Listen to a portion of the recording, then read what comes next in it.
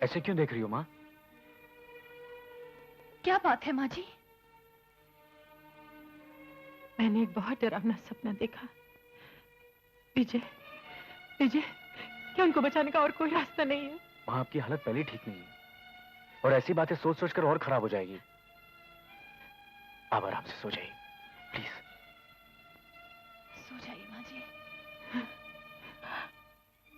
शोभा, तुम माँ के पास बैठो, मैं डॉक्टर को लेकर आता हूँ।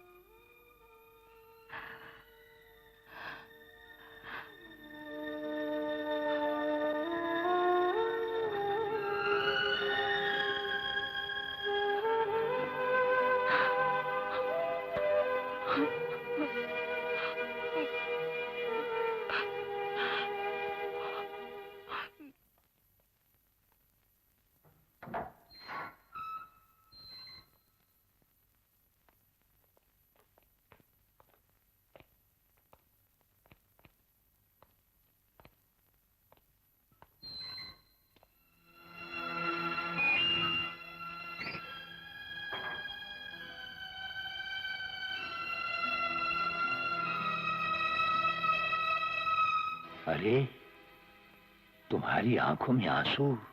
तुमने तो फर्श की बुलंदियों को छुआ है। हमें तो नाज है तुम पर। फर्श की सदाई नहीं तो आज तुम्हें हमारा बेटा साबित किया है। आप नहीं जानते पापा, सब मुझसे नफरत करते हैं। और तो और माँ और भैया भी।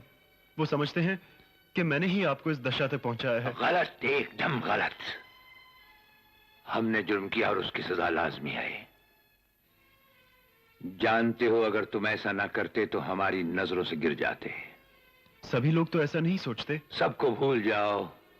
याद रखो, तुमने जो कुछ भी किया अच्छा किया। हमेशा अपने फर्ज और अपनी ड्यूटी की आवाज को सुनना। तुमको अपने बाप से बहुत आगे जाना है। आपकी हर बात मेरे दिल पे खुद ही है पापा। जीते रहो। हमारे मरने के साथ ही हमारी यादों की दुनिया भी खत्म हो जाएगी, लेकिन हमें दुनिया तुम में देखेगी। हम जिंदा रहेंगे, तुम में जिंदा रहेंगे। मालूम है, सच्चाई तुम्हारा रास्ता होगा। जी पापा। विजय, विजय तुम्हारा बड़ा भाई है। हमारे बाद हमारी जगह वो लेगा। उसे भी कुछ जरूरी बातें समझाना है, उसे हमारे पास भेज देना। अच्छा पापा।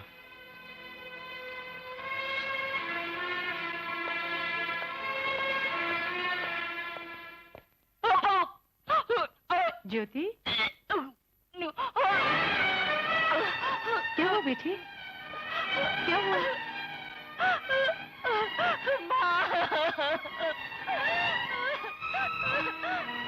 अब क्या होगा माँ? अब क्या होगा?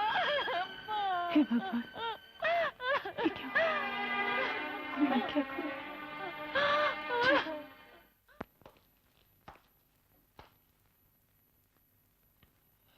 हम तुम्हारा रास्ता देख रहे थे। अदालत में तुमने जान लगाकर वो सब कोशिश और मेहनत की जो एक होनहार से होनहार और काबिल से काबिल बेटा अपने बाप को बचाने के लिए कर सकता था। हमें तुम पर अभिमान है। अफसोस, लेकिन मुझे सफलता नहीं मिल सकी पापा। अफसोस? अफसोस किस बात का विजय? तुमने जिस खूबी से वकालत की, हमारी पैरवी की, वही तुम्हारी सफलता है। तुम्हें भूलना नहीं चाहिए कि इंसानी अक्ल चाहे आसमान को अपने सर से छू ले, लेकिन सच्चाई की चौखट पर उसे अपना सर झुका देना पड़ता है। विजय, सच्चाई की एक अपनी अटल मर्यादा है। फिर भी मैं सुप्रीम कोर्ट तक जाऊंगा। नहीं, नहीं विजय, हमने तुम्हें सिर्फ ये याद दिलाने के लिए बुलाया था कि जिस रोज ज्योति के संबंध का जिक्र ही हुआ था, उसी रोज हमें हिरासत में ले लिया गया। अब घर में तुम ही बड़े हो। जी पापा। तुम्हारी माँ एक विशाल स्त्री है विजय, लेकिन हमारा दिया हुआ गम बर्दाश्त करना शायद उनके लिए बहुत कठिन हो जाए। अब उनका बोझ हल्का करने के लिए तुम्हें भी हिम्मत और दिलेरी से काम लेना होगा। अब आप और चिंता मत कीजिए पापा, मेरे तमाम फर्ज मेरी नजर के सामने हैं। जीते रहो। अब ज्योति की शादी की तारीख फौरन पक्की करो और फिर हमें मिलने आओ। मां बोलती क्यों नहीं? पापा ने ज्योति की शादी की जिम्मेदारी मुझे सौंपी है, सो हमें जल्दी करनी चाहिए।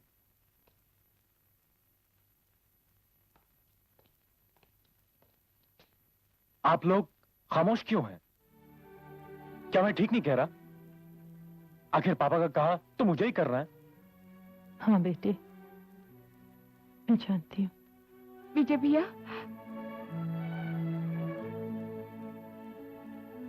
हाँ ज्योति, कल आईजीपी का लड़का शादी के बारे में तुम्हें देखने आएगा। मां मुझे कुछ कागजात देखने और अपील की दरख्वास्त दायर करनी है, मैं कोर्ट जाकर आता हूँ। भैया, मैं पापा से मिलना चाहती हूँ, सिर्फ एक बार। हाँ क्यों नहीं, इसमें कौन सी बड़ी बात है, तुम चाहे मिल लेना।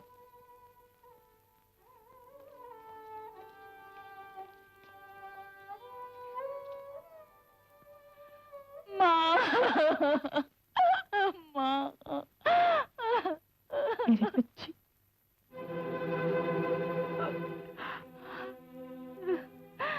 पापा, पापा,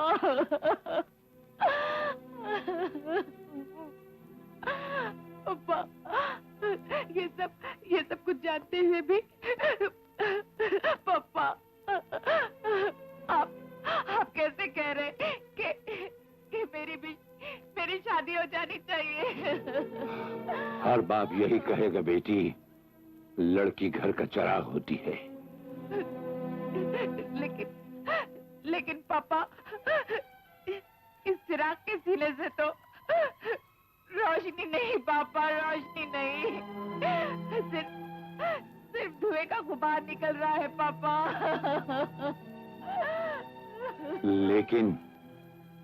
लेकिन इस चिराग को तो आंधी ने बुझाया है, वो खुद तो नहीं बुझा।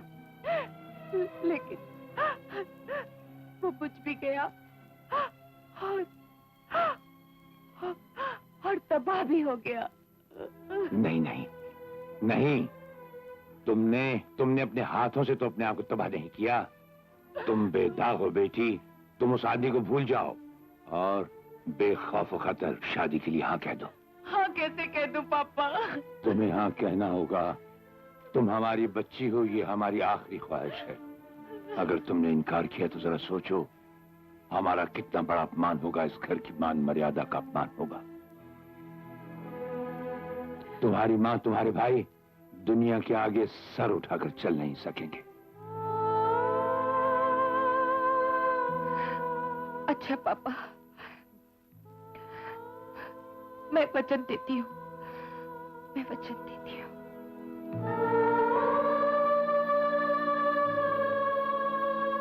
इस घर की मान मर्यादा को मैं हर कीमत पर जिंदा रखूंगी पापा।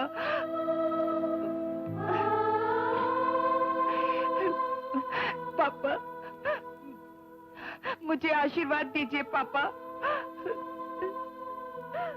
मुझे शक्ति दीजिए पापा, मुझे शक्ति दीजिए। भगवान तुम्हें शक्ति दे।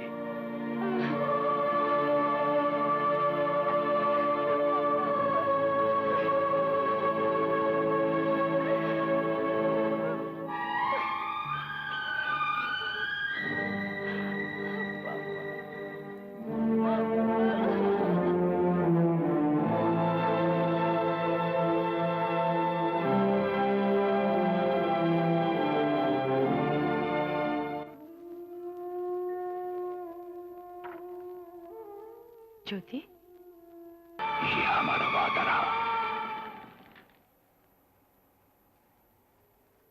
राकेश, तुम्हारी मां इस गम से बेहाल होगी। हम चाहते हैं घड़ी भर देखने की उसे हमें इजाजत दी जाए।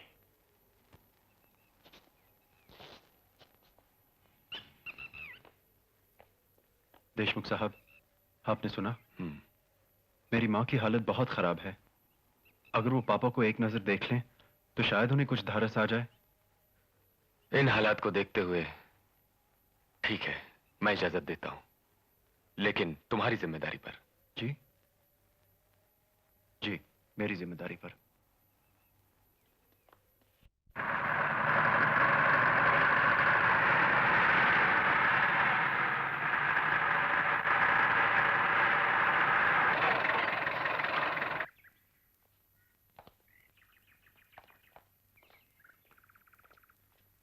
माँ अपने कमरे में ऊपर हैं।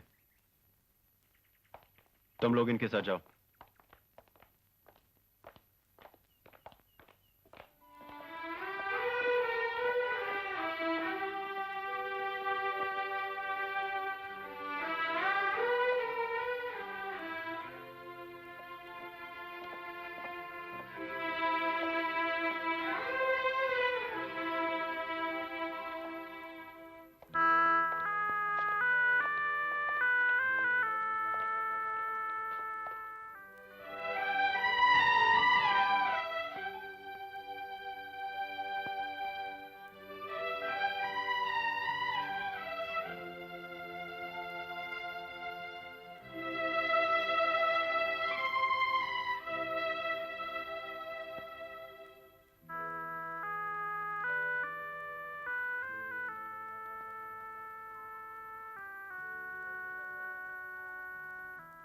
सुनैना, सुनैना, सुनैना, आंखें खोलो, खोलो आंखें, देखो।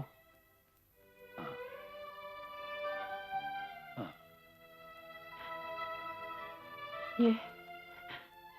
ये तुम हो ना? हाँ सुनैना, ये हम ही हैं सुनैना। हमारी ज्योति, हमारी बच्ची।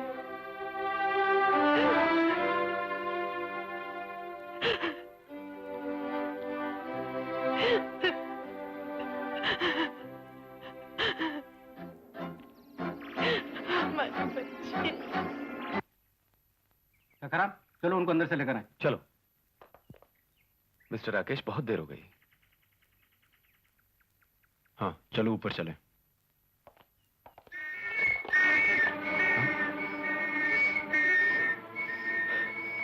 पापा कहाँ हैं? चले गए चले गए? कहाँ? कैसे? उस दरवाजे से।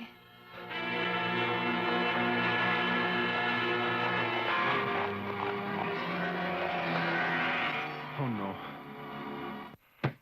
कौन?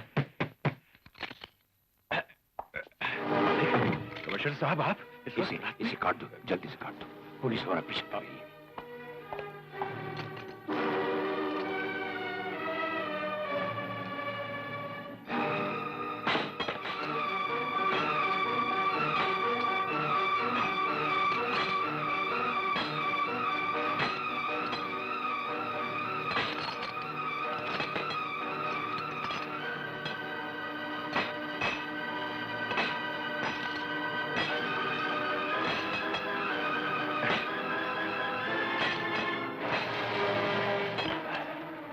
शुक्र है भगवान का।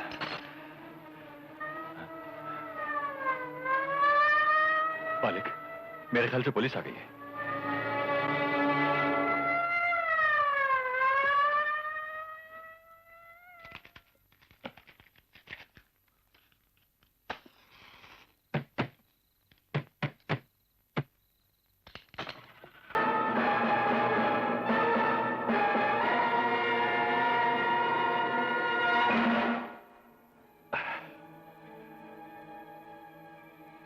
क्या यहाँ कोई आया था? नहीं तो, यहाँ कोई नहीं आया। हाँ इंस्पेक्टर साहब, मुन्ना सच कह रहा है, यहाँ कोई नहीं आया। सर, इधर कोई नहीं है। सर, अंदर भी कोई नहीं। चलो।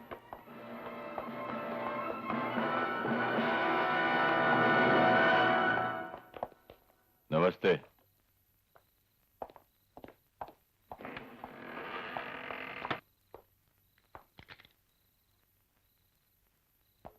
एक कैदी जिसे मौत की सजा सुनाई गई हो, वो तुम लोगों के होते हुए भाग जाए, कितने शर्म की बात है।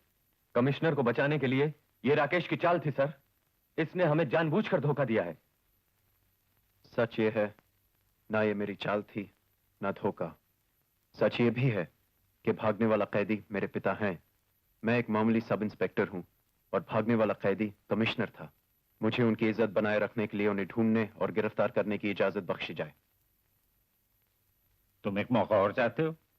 जब मैं पहली बार उन्हें गिरफ्तार करने से नहीं चूका तो अब तो ये मेरा धर्म बन जाता है सर। शायद मुझे तुम्हारी कामयाबी के लिए प्रार्थना करनी चाहिए। शुक्रिया।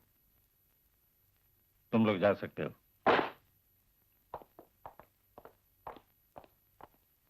मालकिन को जब जब होश आया वो सिर्फ आप ही का नाम ले रही थी। हाँ काली, हाँ। मैंने वकील बाबू को समझा दिया है कि आज आप मालकिन को मिलने जाएंगे। सब लोग आप ही का इंतजार कर रहे होंगे। हाँ हाँ काली, हमें जाना ही होगा। हम सुनैना को देखे बगैर हम जी नहीं सकेंगे काली। छोटे मालिक। अच्छा बिहारी। हाँ आज पापा माँ को देखने आने वाले हैं। हाँ हमें सोना नहीं चाहिए। ठीक है जी। और सुन। हाँ राकेश कहाँ है? वो तो बाहर है। उसे पता नहीं चलना चाहिए। अच्छा जी। चल जा।